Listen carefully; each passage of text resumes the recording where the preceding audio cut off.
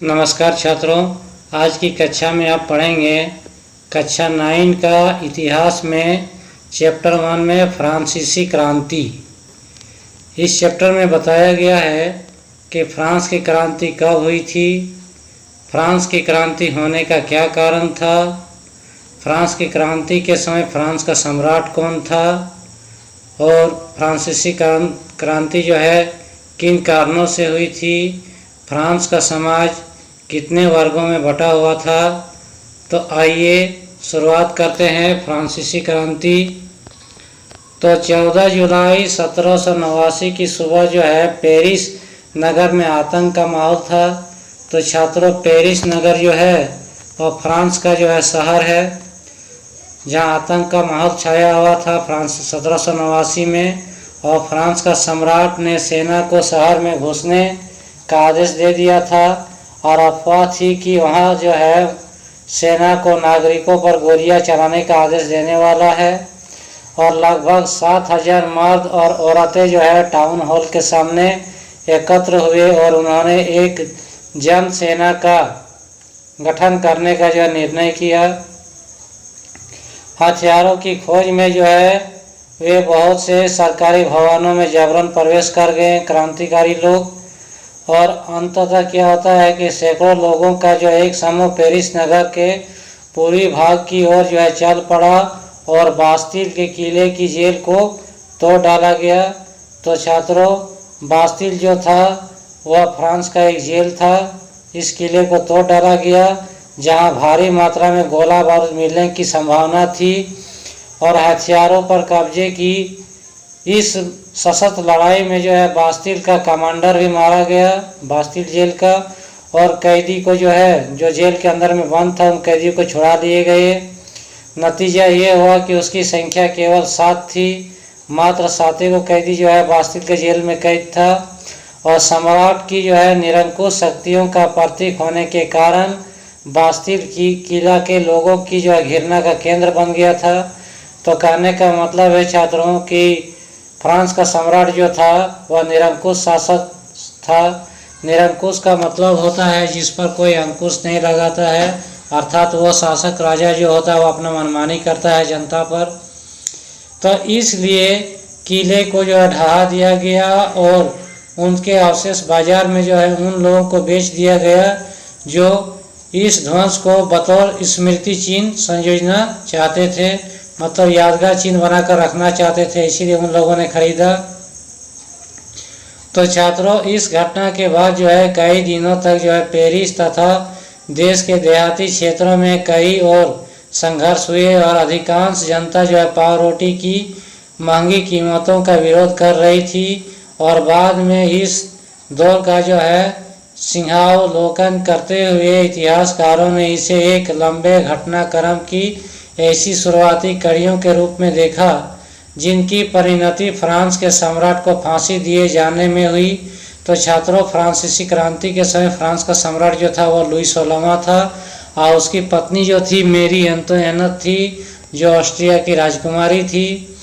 हालांकि उस समय जो है अधिकांश लोगों को जो है ऐसे नतीजे की उम्मीद नहीं थी। और ऐसा क्यों हुआ और कैसे हुआ, तो आइए आगे जानते हैं। तो छात्रों, ये चित्र जो दिखाया गया है यह बास्तिल का किला है जिसको ध्वंस करते हुए दिखाया गया है क्रांतिकारियों ने। तो 18वीं सदी के उत्तरार्ध में फ्रांसीसी समाज कैसा था, तो 18वीं सदी के उत्तरार्ध में फ्रांस का समाज जो है 3 वर्ग में बांटा हुआ था। प्रथम स्टेट जो पादरी वर्ग थे, द्वितीय स्टेट में कुलीन वर्ग थे, और तृतीय स्टेट में जो है बड़े व्यवसायी, व्यापारी, अदालतें कर्मचारी, वकील आदि, किसान और कारीगर, और छोटे किसान, भूमिहीन, मजदूर, नौकर, ये सब लोग थे जो तीसरे स्टेट में आते थे। सन 1774 में बुबरो राजवंश का जो है लुई 16वां जो है फ्रांस की राजगद्दी पर आसीन हुआ था और उस समय उसकी उम्र केवल 20 साल की थी और उसका विवाह जो है ऑस्ट्रिया की राजकुमारी मेरी एंतोइनेट से हुआ था। राजरोहन के समय उसने जो है राजकोष को जो है खाली पाया और लंबे समय तक चले युद्धों के कारण फ्रांस के वित्तीय राजकोष खाली पाया और वित्तीय संसाधन नष्ट हो चुके थे।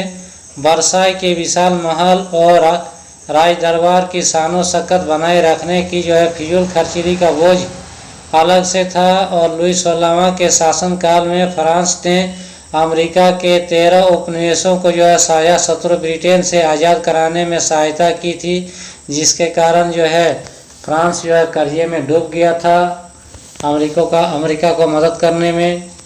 और इस युद्ध के चलते फ्रांस पर 10 अरब लीवरे से भी अधिक का कर्ज जुड़ गया था, जबकि उस पर पहले से ही 2 अरब लीवरे का बोझ चढ़ा हुआ था। और सरकार से कर्जदाता अब 10% ब्याज की मांग करने लगे थे।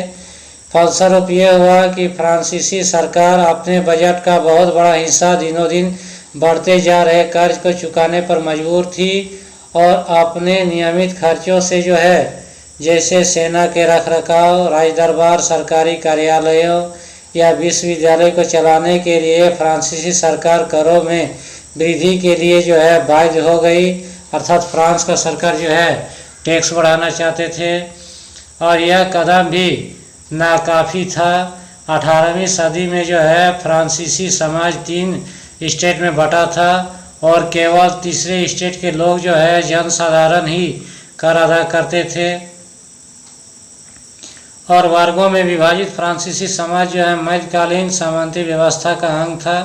प्राचीन राजतंत्र वह राजतंत्र पद का प्रयोग सामान्यतः सन 1789 से पहले के फ्रांसीसी समाज एवं संस्थाओं के लिए होता है। तो चित्र 2 में दिखाया गया है कि फ्रांसीसी समाज की वर्ग व्यवस्था को दर्शाता है। इसमें पूरी आबादी में लगभग 90% किसान थे, लेकिन जमीन के मालिक किसानों की संख्या बहुत कम थी। लगभग 60% जमीन पर कुलीनों का अधिकार था।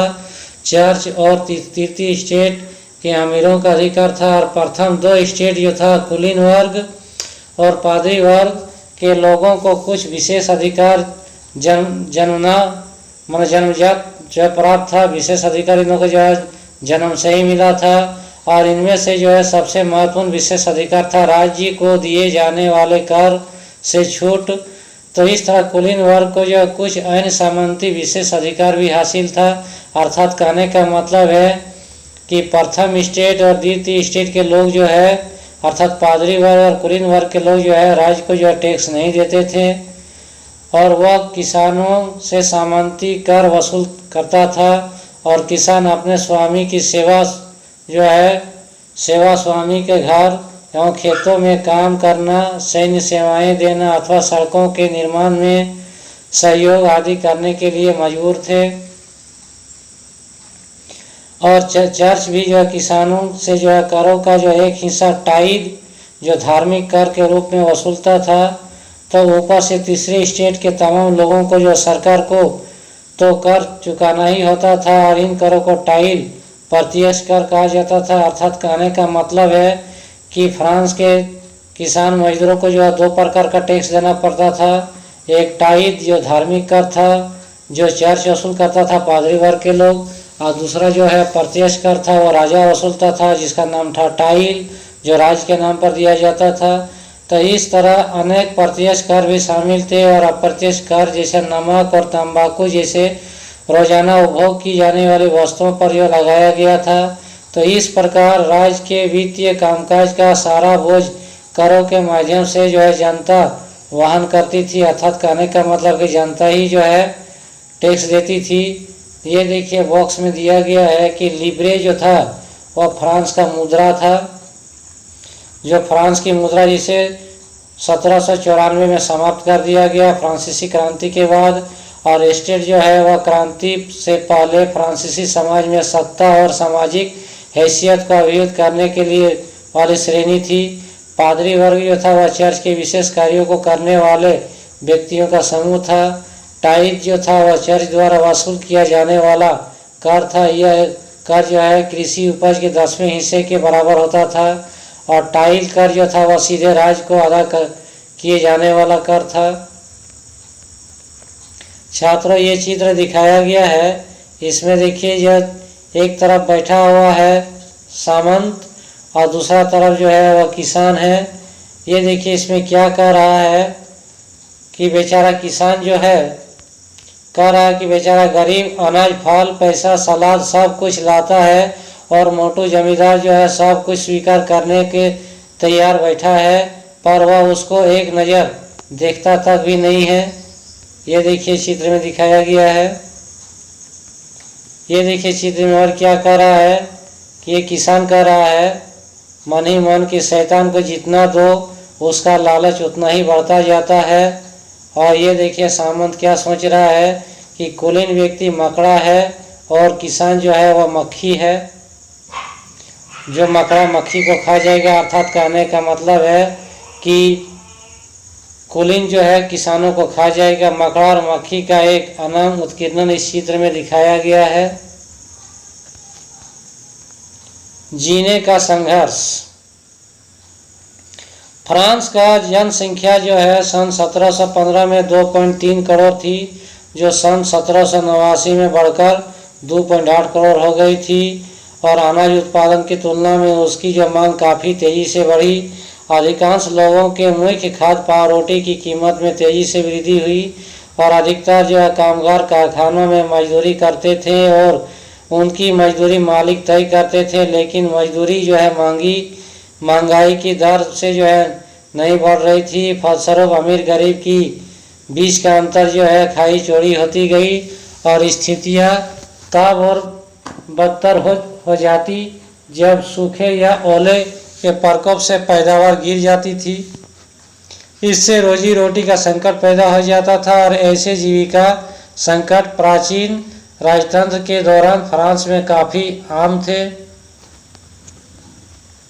ये देखिए एक जो है चित्र में दिखाया गया है कि जीविका का संकट कैसे उत्पन्न होता है। खराब फसल, आप गरीब गुरबा जो पावरोटी नहीं खरीद पाएगा, महामारी, ये सब जो है कारण था। उभारते मध्य वर्ग के विशेषाधिकारों के अंत की कल्पना। तो पहले भी जो है कर बढ़ने और अकाल के समय जो है किसान और कामगार विद्रोह कर चुके थे, परंतु उसके पास सामाजिक एवं आर्थिक व्यवस्था जो है में बुनियादी बदलाव लाने के लिए साधन एवं कार्यक्रम नहीं थे। वे जिम्मेदारी तीसरे स्टेट के उन समूहों ने उठाई जो समृद्ध और शिक्षित होकर नए विचारों के जो है संपर्क में आ सके और 18वीं सदी के एक नए सामाजिक समूह का जो उदय हुआ जिसे मध्य वर्ग कहा गया, जिसने फैलते समुद्र पारीय व्यापार और ऊनी तथा रेशमी वस्त्रों के उत्पादन के बल पर जो है संपत्ति अर्जित की थी। ऊनी और रेशमी कपड़ों का या तो निर्यात किया जाता था या समाज के समृद्ध लोगों से खरीद लेते थे। और तीसरे स्टेट में इन सौदागरों एवं निर्माताओं के अलावा जो प्रशासनिक सेवा व वकील जैसे पेशेवर लोग भी जो शामिल थे और वे सभी पढ़े लिखे थे। और इनका जो है मानना था कि समाज में किसी भी समूह के पास जो है जनमना विशेष अधिकार नहीं होने चाहिए और किसी भी व्यक्ति की सामाजिक हैसियत का आधार उसकी योग्यता ही होनी चाहिए। स्वतंत्र समान नियमों तथा समान अवसरों के विचार पर आधारित समाज की जो है यह कल्पना जो है जॉन लॉक और जीन जैक रूसो जैसे जो है दार्शनिकों ने जो है प्रस्तुत की थी। तो छात्रों, हम जानते हैं कि फ्रांस में क्रांति होने का सबसे बड़ा कारण यह था कि फ्रांस का सामाजिक लोगों का जो है शिक्षा जो है विशेष अधिकार था, जन्मजात अधिकार, अर्थात फ्रांस के सभी लोग शिक्षित थे और शिक्षित लोगों को जो है दबाया नहीं जा सकता है, वो अपना भला बुरा सभी जानते हैं। तो लोक ने राजा के देवी और निरंकुश अधिकारों के सिद्धांत का खंडन किया था। रूसो ने जो है इसी विचार को जो आगे बढ़ाते हुए जनता और उसके प्रतिनिधियों के बीच एक सामाजिक अनुबंध पर आधारित सरकार का प्रस्ताव रखा था। और मॉन्टेस्क्यू ने the spirit of the laws नामक रचना में जो है सरकार के अंदर विधायिका, कार्यपालिका, न्यायपालिका के बीच सत्ता विभाजन की बात कही। जब संयुक्त राज्य अमेरिका में जो है 13 उपनिवेशों में जो ब्रिटेन से जो खुद को आज़ाद घोषित कर दिया, तो वहाँ जो है यहाँ इसी मॉडल की सरकार बनी और फ्रांस के राजनीतिक चिंतकों के लिए जो है अमेरिकी संविधान और उसमें दी गई व्यक्तिगत अधिकारों की गारंटी की प्रेरणा का एक महत्वपूर्ण स्रोत थी।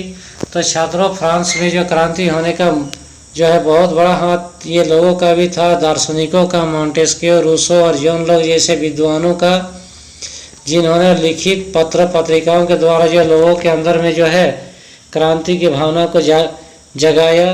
और दार्शनिकों ने इन विचारों पर जो काफ़ी कॉफ़ी हाउसों और उन सेलोन की गोष्ठियों में जो है गर्मा गर्म बहस हुआ करती थी और पुस्तकों और अखबारों के माध्यम से इसका व्यापक प्रचार प्रसार भी हुआ और पुस्तकों और अखबारों को जो लोगों के बीच जोर से पढ़ा जाता ताकि अनपढ़ भी जो उन्हें समझ सके। और इसी समय लुई 16वां जो है द्वारा राज्य के खर्चों का जो है पूरा करने के लिए फिर से कर लगाए जाने की जो है खबर से विशेष अधिकार वाली व्यवस्था के विरुद्ध गुस्सा भड़क उठा।